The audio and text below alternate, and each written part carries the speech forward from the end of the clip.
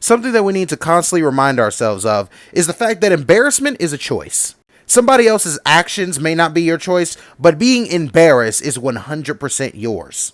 People thought Kanye West fits, especially back in the 2010s, were absolutely horrendous.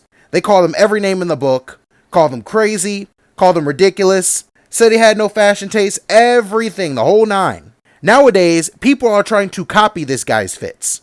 This dude literally was a trendsetter before trend setting. Now everyone talks about the fact that he was ahead of his time. People do the same thing to Tyler, the Creator.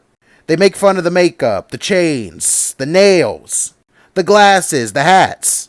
But at the same time, you have a whole bunch of people trying to replicate this man's look. He could have chosen to be embarrassed. He could have chosen to hide himself. But he didn't. People make fun of Caleb Williams for the nail paint. They say, oh, he's corny. Oh, he's this, that, and the third. Yeah, bro, but he's also one of the best quarterbacks in college football history and is going to be one of the best quarterbacks in the NFL. Not to mention, you have other athletes and other people trying to copy this man. They want to mimic his style. They want to mimic his looks. He's become quite literally the stereotype and the blueprint for what you want a quarterback to do at the college level going into the NFL. Imagine being so good that your only comparison is a 3-time champion that's been in the AFC Championship every year he's been in the league. That guy is Pat Mahomes, by the way. Maybe I should introduce a different perspective on this kind of principle.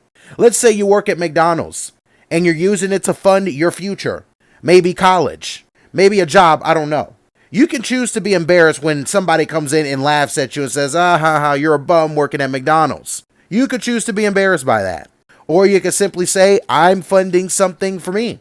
I'm doing something for my own greatness. So I choose not to be embarrassed.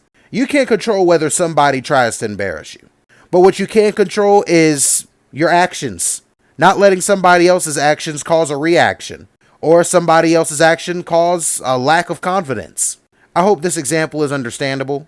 And as someone who has struggled with this themselves, I'm glad to be able to put it on TikTok and social media and just, I guess, share a little bit of psychology.